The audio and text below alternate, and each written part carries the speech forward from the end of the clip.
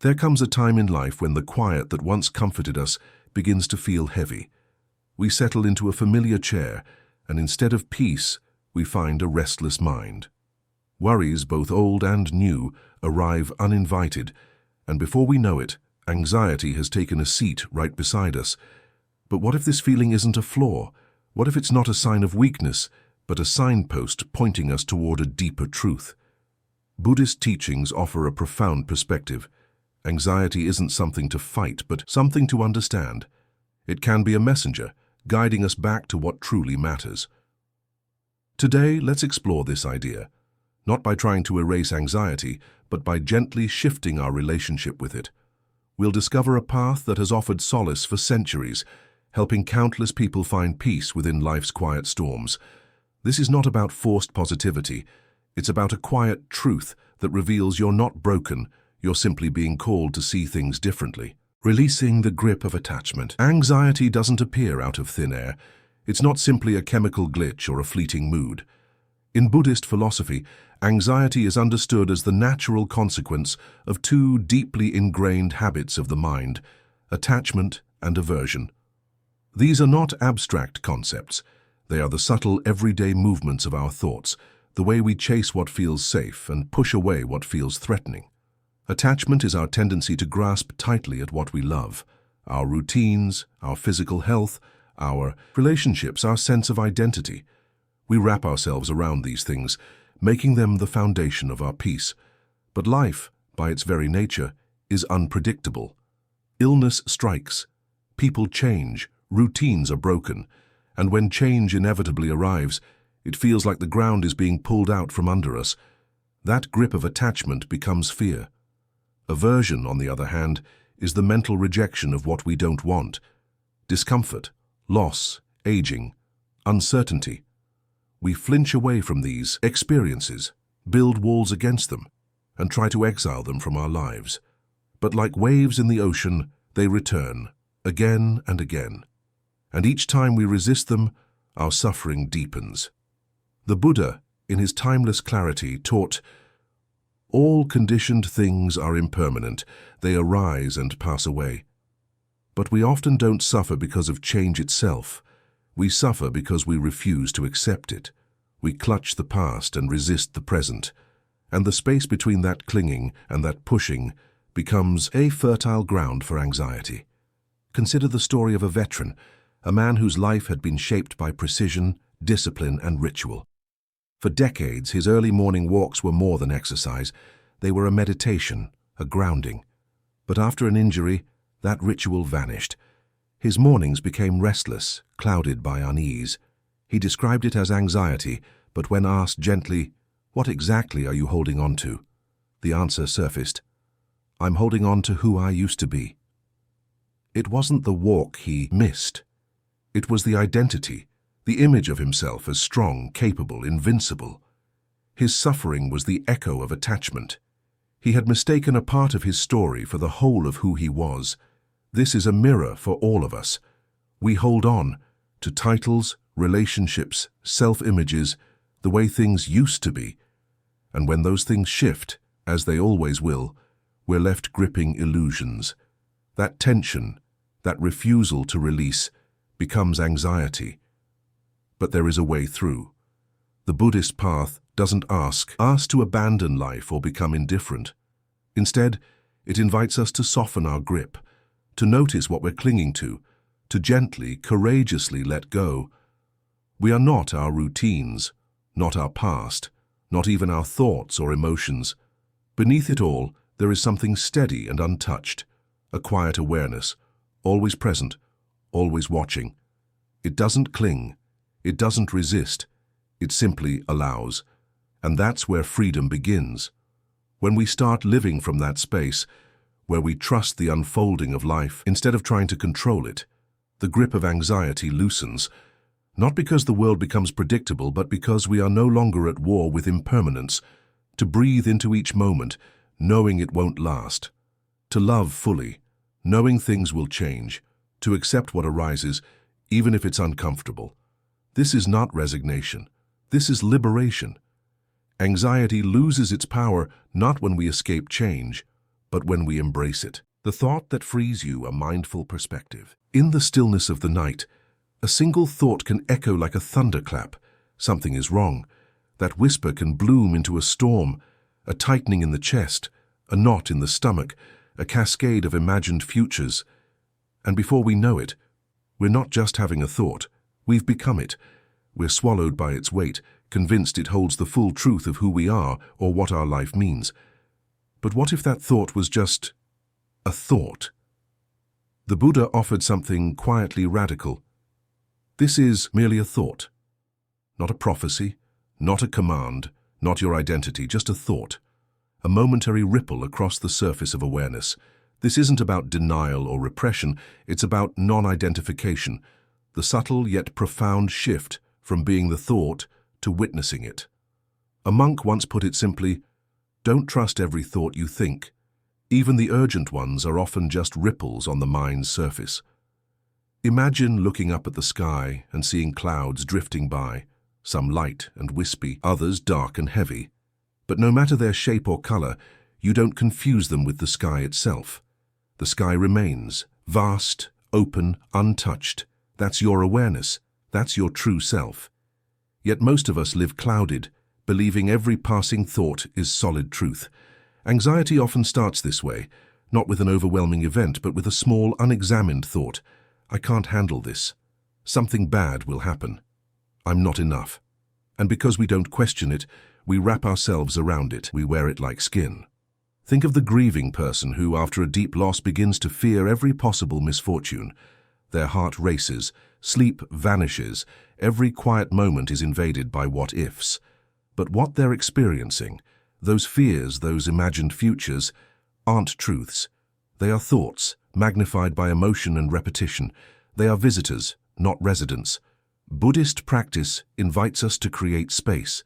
When a thought arises, especially one that brings pain, you don't have to believe it. You can pause, you can breathe. You can say gently, I see you, anxious thought. You are here, but you are not me. This simple act of recognition is not weakness. It's strength. It's reclaiming your ground. It's the difference between being a leaf blown helplessly in the wind and being the mountain that watches the storm roll in and then pass. You are not your thoughts. You are the space in which thoughts appear. You are the awareness that notices them come and go without needing to act on each one. Over time, this shift becomes transformative. You no longer need to fight your mind or silence it.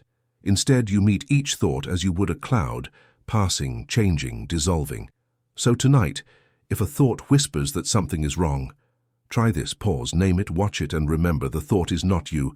You are the one who sees. That seeing is the beginning of peace. Anchoring in the present moment. For many of us, anxiety isn't always loud. It doesn't always arrive with panic or tears. More often, it's a low, persistent hum, a background noise that never quite fades. It pulls the mind away from the warmth and simplicity of the present moment and into the chill of endless what-ifs. What if I fail? What if something goes wrong? What if I'm not enough?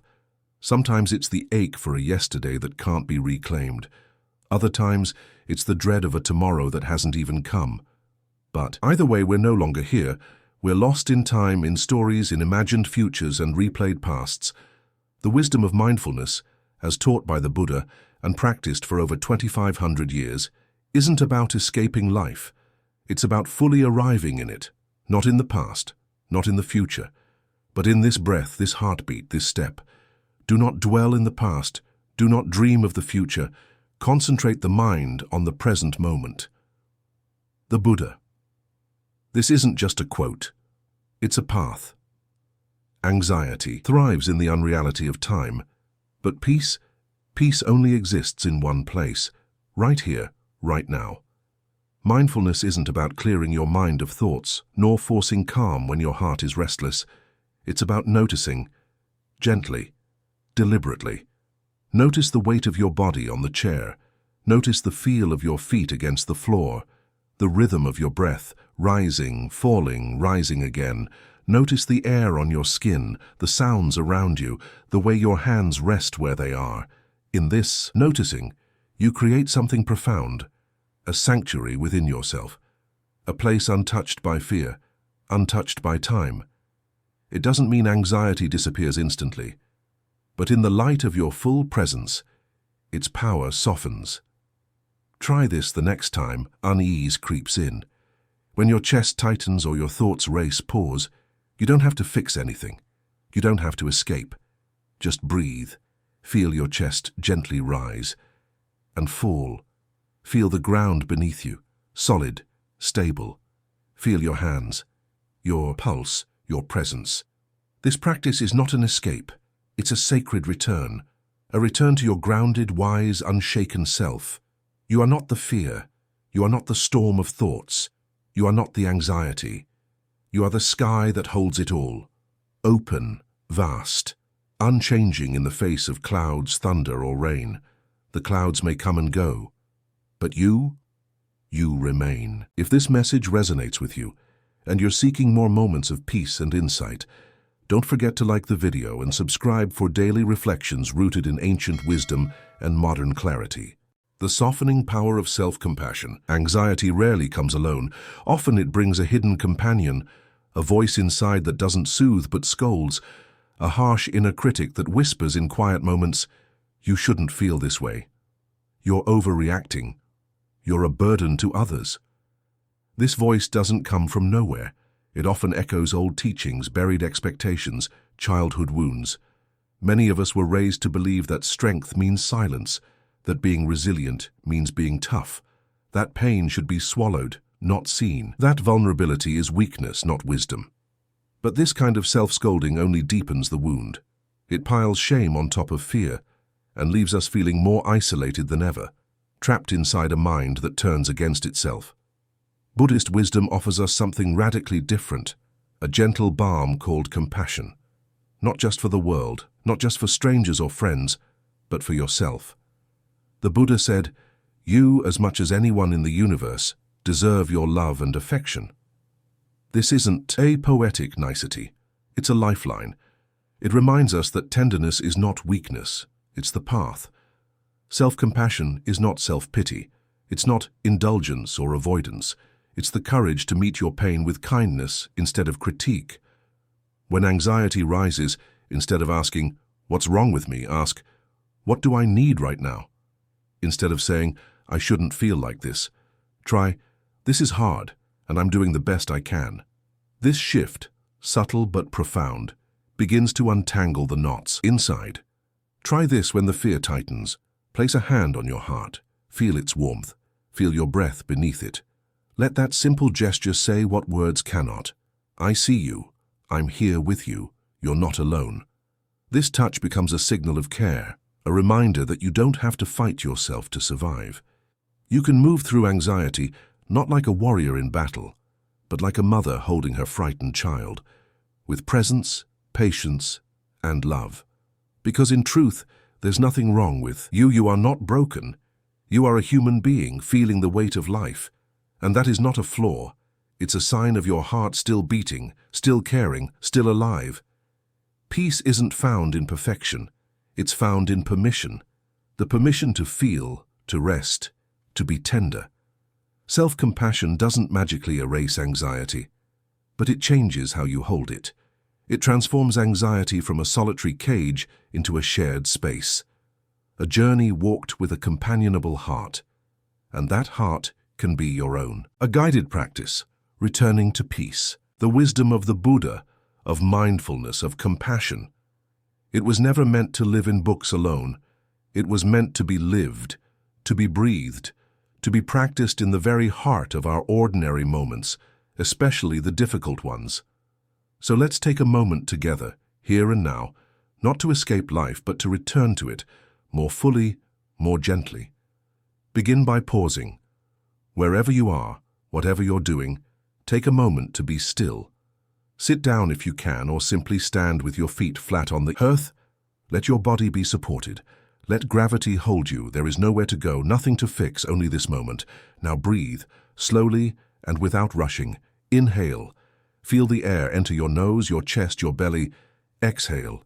Let it leave just as slowly. Let each breath feel like a kind hand, steadying you, grounding you, reminding you that you are here. Again, inhale, exhale. This breath is your anchor. This breath is your friend.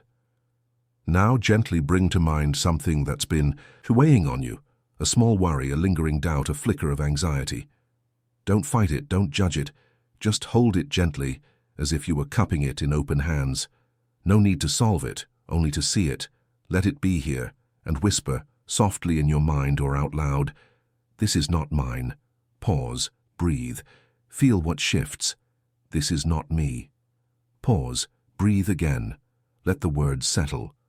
"This is not who I am." Pause. Feel the subtle spaciousness that begins to open.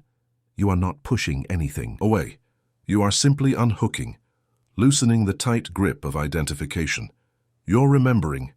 You are not this thought. You are not this fear. Repeat this practice whenever you need it. When the weight of the world wakes you at 3 a.m. When worry tightens your chest before a conversation. When old memories knock at your door. When time moves too fast, or not fast enough. This isn't a magic spell. It won't erase the hard things. But it's a gentle mantra, a sacred turning inward, a reminder of your true nature. You are not your anxiety. You are not the voice of fear.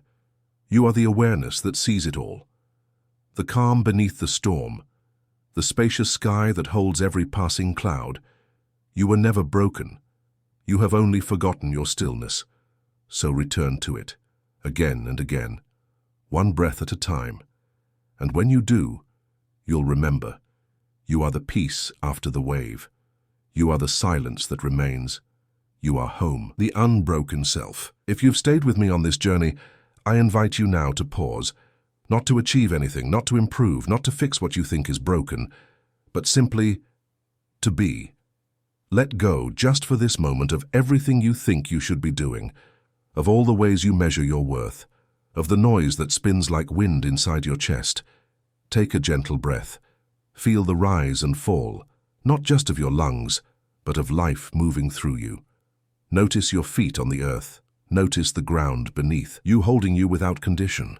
Notice the stillness that exists beneath the noise. Even in chaos, it's always there. Even now. This teaching, these words, are not meant to be consumed quickly, like the rush of a headline or a checklist to complete. They are not content. They are a doorway, a quiet, persistent invitation to return. Return to yourself, to a place within that is not afraid, to a home that does not vanish just because you forget where it is. Anxiety, that restless tide you feel, is not a flaw. It is not a sign of weakness. It is not a punishment or a life sentence. It is not proof that something is wrong with you. It is a messenger, a whisper rising from the depths of your being, not to shame you, but to wake you, not to break you, but to guide you back to what matters. It asks only this: look more deeply. Notice what you've been carrying that was never yours. Notice the voices you've mistaken for truth. Notice the tension you've mistaken for identity, and then, slowly, gently, release it. The Buddha did not promise us a life free of storms. He did not say, "You will never fall." He did not say, "You will never feel afraid." But he offered something much more enduring. He offered us the tools to stand steady in the storm. He offered practices, not perfection, presence, not escape. He showed us how to meet life as it is, not as we wish it to be. And among the most powerful tools he offered was this simple yet profound recognition. This is not mine. This is not me. This is not who I am. Not as a cold rejection of experience, but as a warm and courageous act of discernment. Say it when silence turns sharp and unbearable. Say it when your thoughts run in circles, too fast to catch. Say it when your body tenses as if bracing for a danger that isn't here. Say it when you're lying awake at night, searching for peace like it's somewhere far away. Say it not to fight your anxiety, but to recognize it, and gently let it pass. Speak these words not with force, but with love. Let them be a lantern, not a weapon. Let them guide you inward, not away from life, but into it, more awake, more whole, more real. Because anxiety loses its grip not through resistance, but through clarity, through compassion, through presence. When you stop confusing anxiety with who you are, It begins to soften, and with time, with patient, quiet practice, it transforms from a tyrant to a teacher, from a storm to a compass, from something you fear to something you understand. And so I ask you sincerely, what might your life become if you no longer grasped for control, but instead began to listen? Not to the loud voice of fear that demands certainty, but to the quiet voice of truth that never left you. That voice that whispers, "You are already enough. You are already home. You are not alone in this. There are many walking this same path, sometimes in silence, sometimes in tears, but always with courage. Your story, your voice, your journey, it matters, not just for you, but for others still walking in the dark, searching for a light, longing to hear someone say, 'I've been there too, and I made it through.' So speak when you're ready. Share what you've learned, even if your voice trembles. Even the smallest truth can become someone else's first breath of relief. You are always welcome here, in your messiness, your beauty, your uncertainty, your quiet strength, all of it. Breathe deeply. Walk softly, trust fiercely, and above all, remember, who you truly are has never been broken, only forgotten, covered by layers of noise, stories, and fear. But beneath it all, you remain whole, unshaken, unruined, waiting to be seen, not as something to fix, but as something sacred. So now, dear friend, it is time to remember, time to return, time to come home. Thank you for walking this path with me. Be well, be safe, be at peace.